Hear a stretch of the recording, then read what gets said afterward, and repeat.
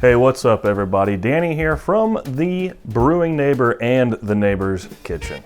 Merry Christmas and Happy New Beer. Speaking of new beers, I have a new beer. This is my first custom recipe in I don't know how long, and this is supposed to be building traditions. My family and I have an age-old tradition. We start Christmas morning off. Mom makes baked French toast equipped with strawberries and blueberries and cinnamon crumble, and we like to top it with a lot of whipped cream, and it is just a phenomenal tradition. So I thought to celebrate this year, perhaps I would build on that tradition by making a berry brunch Christmas stout. Thank you so much for hanging out with me this Christmas season. I hope you enjoy the video. Literally wearing electricity. Probably shouldn't spill.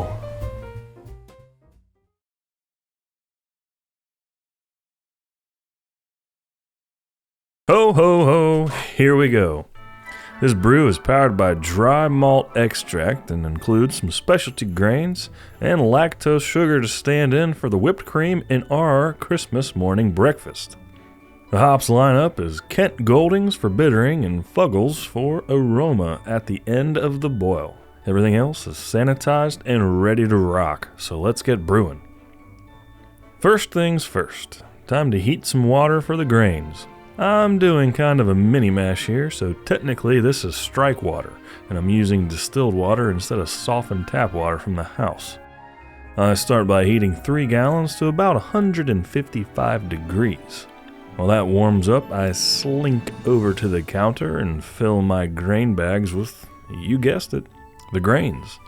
Now I didn't get it on camera, but I pre-measured everything carefully when I prepped for brew day.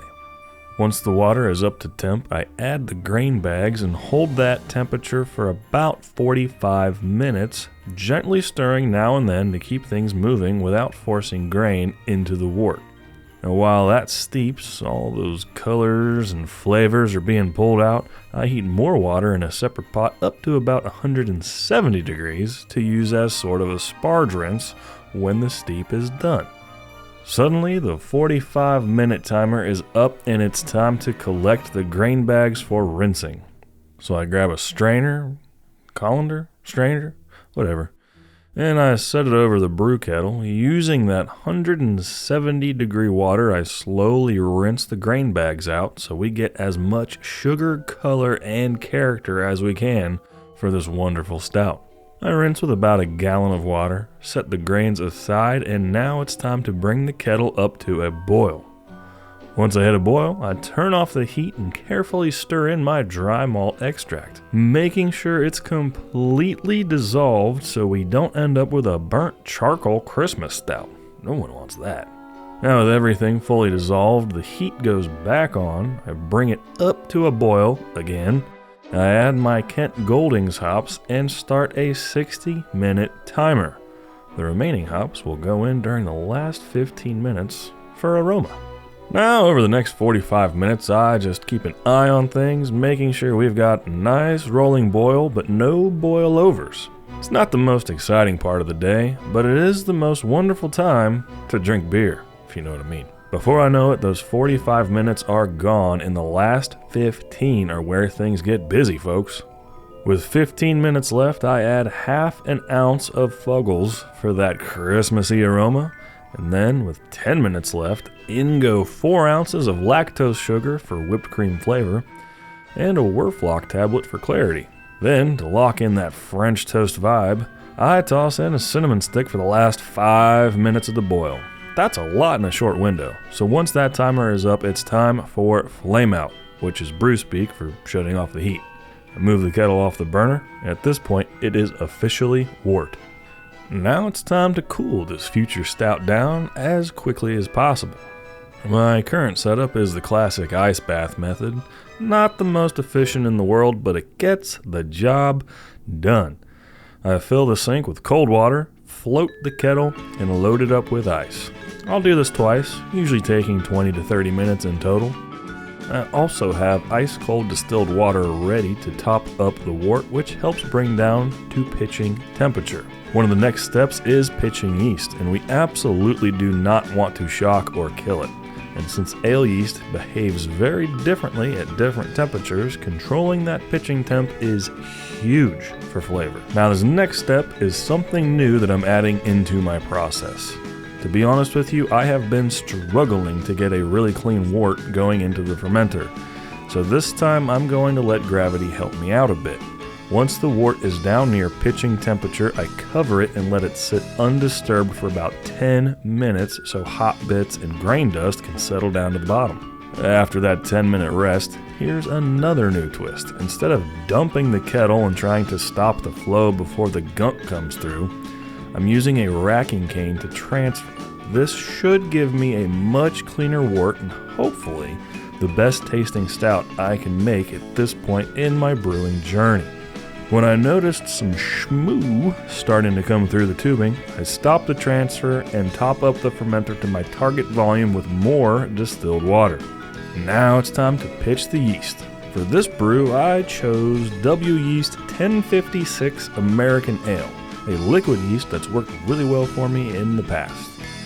In it goes, followed by a good aggressive stir to mix the yeast and introduce some oxygen. Then I seal up the fermenter and tuck it into the fermentation fridge at 63 degrees for 2 weeks. Just like that, brew day is done. Now, perhaps it is at this point you might be wondering, where's the berry in this berry brunch Christmas stout? Well, wonder no more. I decided to flavor this stout with a tincture. For that, I'm using 2 ounces of freeze-dried strawberries, 4 ounces of freeze-dried blueberries, and to keep the French toast theme going, 2 whole vanilla beans. Everything goes into a mason jar with vodka to pull out the flavors. What you're seeing here is day number 7, and the tincture will extract for a full week before going into the beer. Welcome to day 14, also known as transfer day. Now normally with a stout you might skip a secondary fermenter, but in this case I want one so that I can add the berry and vanilla tincture. So I start out by straining the tincture so we keep all the seeds and solids out of the beer as much as possible. And you can see I've got the primary fermenter up higher than the freshly sanitized secondary. And I start by adding 2 ounces of tincture to the secondary, then racking the beer over. Once the transfer is complete, I sneak a little taste. It's good, but the berry and vanilla aren't quite showing up to the party the way that I had hoped, so I add another 2 ounces. I'm so confident that that's the sweet spot, I just go ahead and do my taste test from the measuring cup. It's kind of like burning the ships. It passes the test. So, thus goes on the lid, the fresh airlock, and then back into the fermentation fridge for another 2 weeks. Oh, thank you for joining me on bottling day. Day 28. I've set the secondary fermenter on the counter to let anything that got stirred up while moving it here settle back down to the bottom. I start by sanitizing 2 cups of water by boiling, dissolving my priming sugar into it, and then cooling that solution in the fridge while I get everything else ready. Next up is my least favorite job in the whole process, sanitizing bottles. It's super important, but definitely tedious. I like to use Star San, a concentrated food-grade surface sanitizer that's really simple to use. Just dunk your equipment, bottles, caps, everything in the solution as directed, and let them drip dry. Easy, but not exactly glamorous, alright? Once everything is sanitized, bottling bucket, racking cane, bottling wand, bottles, caps, I gently add the cooled priming solution to the bottling bucket. At this point, it's beer, not wort anymore. So we want to avoid introducing oxygen that can lead to off flavors. I rack the beer from the secondary into the bottling bucket. And this is my favorite time to have a friend hang out. That's Craig there. Consider him the foreman of this operation. To be honest, ever since transfer day, I've been thinking about that berry and vanilla character. Last time I tasted it, it was at room temperature, which usually makes sweetness and aroma pop a little bit more. and I was getting kind of concerned that it might fade once the beer is chilled, which it will be for serving. So I decided to add another 2 ounces of tincture here, since this is the last chance to tweak that kind of flavor. I felt that did the trick, so I move on to bottling this festive berry stout. And then it's, basically the same move about 48 times. You fill a bottle, you cap a bottle, repeat around 48 times. Anyway, Berry Brunch Christmas Stout is officially on its way to the Christmas table.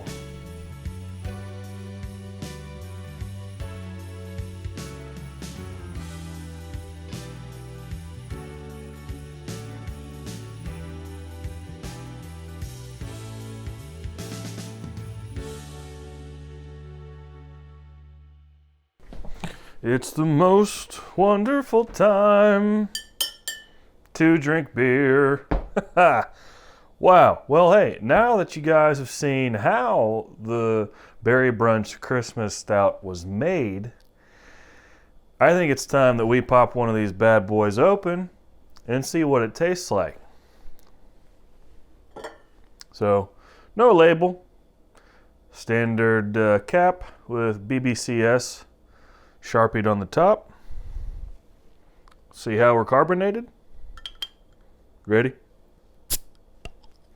That was pretty carbonated. Got a little bit of cool breeze coming up there. I figured we'd use a Christmas ale pint glass. There we go.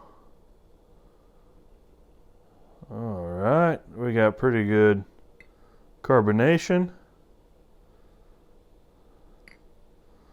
A little bit of schmoo on the bottom. We're going to leave that in the bottle.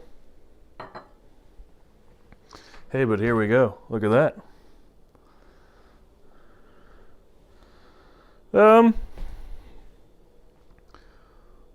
We're lacking a little bit of head retention that I'd care for. But it is carbonated quite well, quite nicely. It's just not retaining the head.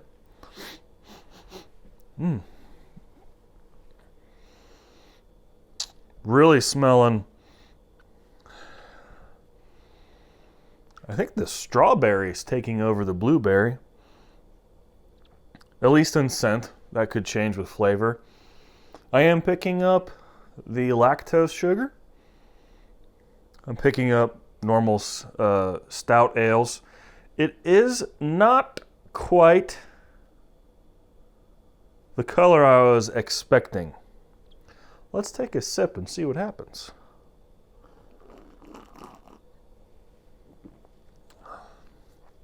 Ooh. Okay.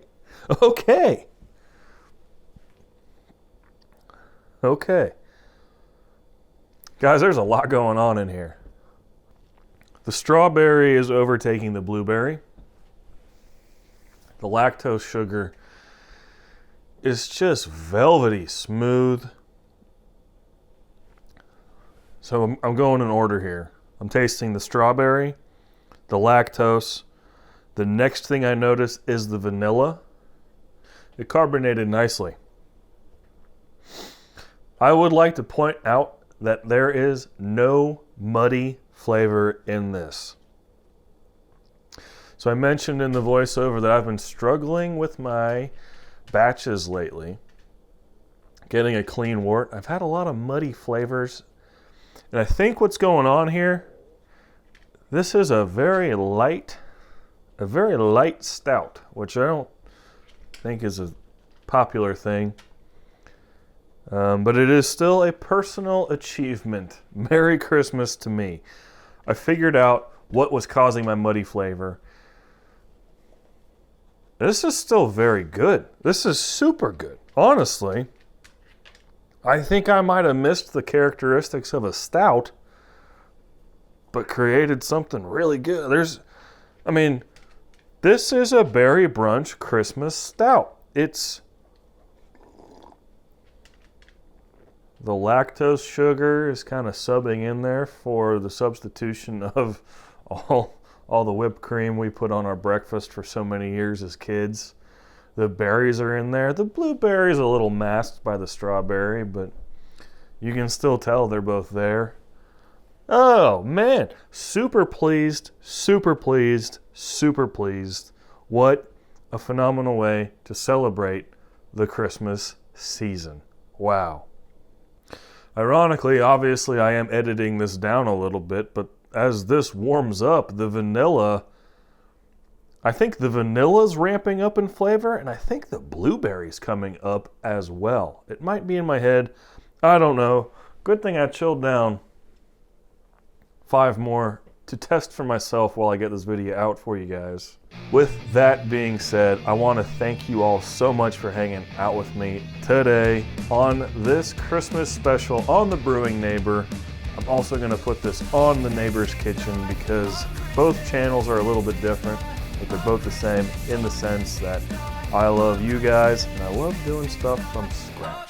So guys, whether you're staying home with your family or traveling to see them, either way, I hope you are safe, happy, and healthy and have a phenomenal Christmas season. I hope you find a fantastic way to celebrate, chill out with the ones you love, maybe celebrate with a few brews. Anyway, guys, thanks so much once again. Hey, Merry Christmas and Happy Brew Year. Until next time, be well.